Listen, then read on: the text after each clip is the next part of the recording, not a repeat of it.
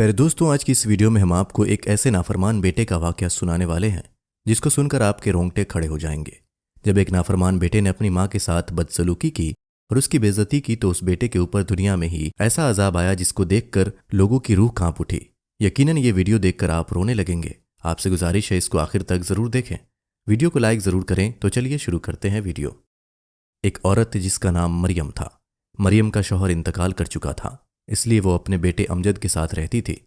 मरियम अपने शौहर की वफ़ात के बाद मुख्तलिफ किस्म के काम करके अपने बेटे को पाला था। मरियम ने अपने बेटे अमजद को सरकारी स्कूल से मैट्रिक करवाया था, इसलिए वो बड़ी मुश्किल से मैट्रिक में पास हुआ। मरियम में हिम्मत न थी कि वो अपने बेटे को आगे पढ़ा सके। मरियम के घर में अमजद 10 साल बाद हुआ था, इसलिए मरियम की उम्र काफ़ी ज़्यादा हो गई थी और अब उसमें काम करने की भी हिम्मत नहीं थी। मरियम ने अमजद को कहा कि बेटा कहीं काम तलाश कर लो, अब मुझ में काम करने की हिम्मत नहीं है। तो अमजद बोला, अच्छा अम्मी, आप बस दुआ कीजिए मुझे जल्द काम मिल जाए। मरियम बोली, इंशाअल्लाह बेटा, तुमको जल्दी काम मिल जाएगा। अमजद अब काम की तलाश में रोज़ घर से चला जाता, लेकिन अमजद को कोई काम न मिलता। काम की तलाश करते हुए अमजद की बहुत से लड़कों से दोस्ती हो गई और वो सब अमजद के दोस्त बन गए थे। वीडियो पसंद आ रही हो तो चैनल को सब्सक्राइब करते रहें। अमजद के ये सब दोस्त आवारा और अय्याश किस्म के थे।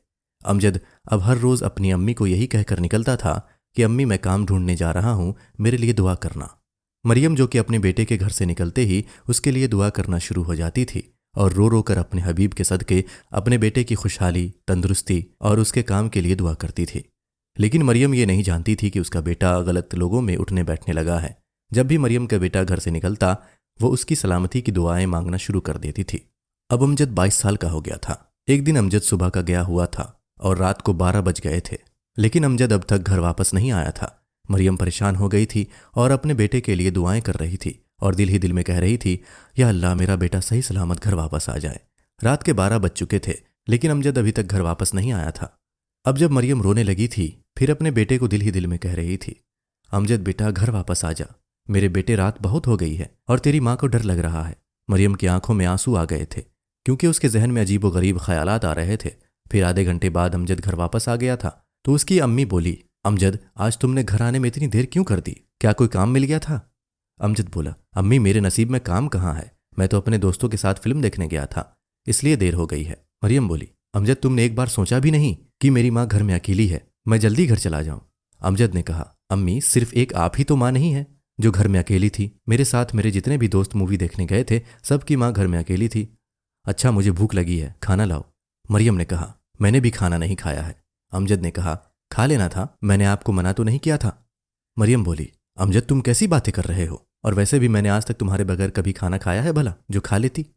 अमजद बोला, माँ जल्दी खाना लाओ और ज्यादा बातें ना करो। उसने अपने बेटे से कहा, बेटा तुम जिन लोगों के साथ उठते बैठते हो वो लोग ठीक नहीं हैं। बेटा सब लोग तुमको अच्छा नहीं बल्कि बुरा कहते हैं। अब तो सब लोग कहने लगे हैं, वो देखो अमजद बदमाश की माँ जा रही है। बेटा तेरा बाप तो एक शरीफ इंसान था, तो फिर तू क्यों ऐसा निकला है?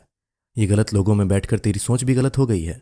अमजद बोला, अम्मी खाना देना है तो दो, वरना अपना ये लेक्चर झाड़ना बंद करो, वरना। मरियम ने सुना तो परेशान हो गई और गुस्से में बोली, वरना क्या करेगा तू? जा, आज मैं तुझे खाना नहीं दूंगी। जब सारी रात भूखा सोएगा तो तेरी अकल ठिकाने आ जाएगी कि माँ के साथ बदतमीजी नहीं करनी चाहिए। दोस्तों वीडियो पसंद आ रही है तो चैनल को सब्सक्राइब करते रहें। गलत लोगों में बैठ बैठ कर तेरी सोच भी गलत होती जा रही है। तुझे तो अपनी माँ से भी बात करने का पता नहीं है कि माँ से किस तरह बात की जाती है। अमजद को अपनी माँ की बात सुनकर गुस्सा आ गया और गुस्से की वजह से उसका चेहरा लाल हो गया था।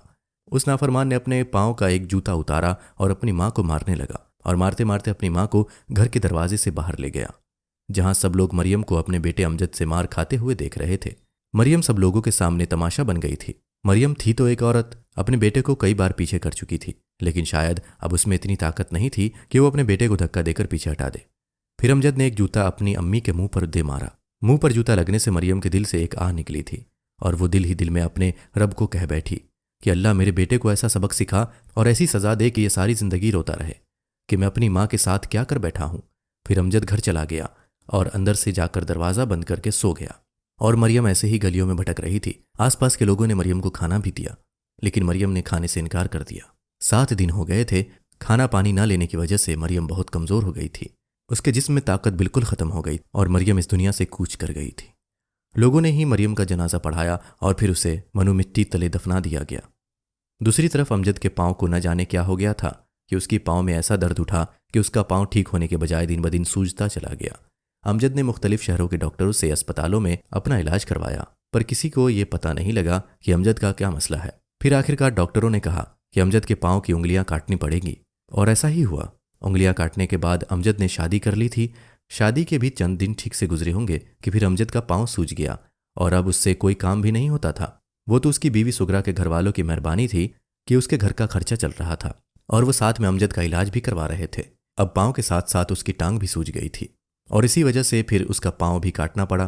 फिर कुछ महीनों के बाद उसकी टांग भी कट गई थी। अमजद की बीवी सुगरा, जो कि अमजद से काफ़ी उम्मीद लगाए बैठी थी, उसने देखा कि शादी के बाद अमजद सिर्फ बीमार रहने लगा है, और 5 साल हो गए हैं मेरे घर वाले ही उसका खर्चा उठा रहे हैं। तो सुगरा ने सोचा कि जब ये 5 सालों में मुझे खुश न रख सका तो आने वाले वक्त में क्या खाक खुश रखेगा। उसने फिर अमजद से तलाक ले ली और वो अमजद का घर छोड़कर चली गई। पहले तो अमजद को सुगरा के घर वालों का सहारा था, लेकिन अब उसके पास कुछ भी नहीं था। वो गली के कोने में बैठकर भीख मांगता था, और अब वो इलाज भी नहीं करवा सकता था, क्योंकि भीख से मांगे हुए पैसों से वो सिर्फ अपना पेट भरता था। अब उसकी दूसरी टांग और पैर भी सूज गए थे। जैसे पहले वाली टांग उसकी सूज गई थी, पहले तो वो एक टांग के सहारे चल भी लेता था, लेकिन अब वो चल भी नहीं पा रहा था। फिर आहिस्ता आहिस्ता उसी सड़क पर जहां वो भीख मांगता था वहां पर लेटकर भीख मांगने लगा। न जाने अमजद को कौन सी बीमारी लग गई थी जिसने उसके सारे जिस्म पर हमला कर दिया था। एक दिन एक बुजुर्ग आदमी अमजद के पास से गुजरे। उस बुजुर्ग को सब लोग सूफी साहब कहते थे। अमजद बुजुर्ग को कहने लगा, सूफी साहब, मैं अपनी गलती की सजा भुगत रहा हूँ, मेरी कोताहियों के लिए दुआ कीजिएगा, अल्लाह मुझे माफ़ कर दे। फिर अमजद ने सूफी साहब को अपनी सारी कहानी सुना दी। उस बुजुर्ग सूफी ने कहा, अमजद, तुमने अपनी अम्मी के साथ जो सलूक किया है ये तुम उसी की सज़ा भुगत रहे हो। अमजद कहने लगा, जी सूफी साहब, अल्लाह ने मुझे मेरी गलतियों की सज़ा दुनिया में ही ऐसी दे दी है, तो आखिरत में मेरी सज़ा न जाने कैसी होगी। शायद अमजद का अब आखिरी वक्त आ गया था। फिर अमजद 5 दिन बाद इस दुनिया से रुखसत हो गया। अमजद की हालत इतनी बुरी हो गई थी कि लोगों को उससे बदबू आती थी, इसलिए जो लोग उसको भीख भी देते थे तो वो दूर से ही पैसे फेंक कर चले जाते थे। और जब अमजद की लाश को लोगों ने देखा तो किसी ने भी अमजद का जनाजा न पढ़ाया और न ही उसे दफनाया गया था, बस कौवे और चीलों ने ही उसका गोश्त खाया था। ये थी अमजद की जिंदगी, जिसने अपनी माँ को जूते मार कर दोज़ख खरीदी थी। अमजद को ऐसी सज़ा मिली थी कि लोग उसको देखकर नसीहत हासिल कर रहे थे। इसलिए कभी भी माँ के आगे ऊंची आवाज़ में नहीं बोलना चाहिए और ना ही माँ की नाफरमानी करनी चाहिए। माँ की दुआ में वो तासीर होती है जो अर्श को हिला देती है और बच्चों की ज़िंदगी को बना भी देती है और बिगाड़ भी देती है। इसलिए हमेशा माँ बाप की खिदमत करनी चाहिए। अल्लाह ताला हम सबको अपने माँ बाप का फरमाबरदार बनाए और उनकी खिदमत करने की तौफीक नसीब फरमाए। आपको वीडियो कैसी लगी कमेंट बॉक्स में लिखकर ज़रूर बताएं। आज के लिए बस इतना ही, मिलते हैं आपसे अगली वीडियो में, तब तक के लिए अल्लाह हाफ़िज़।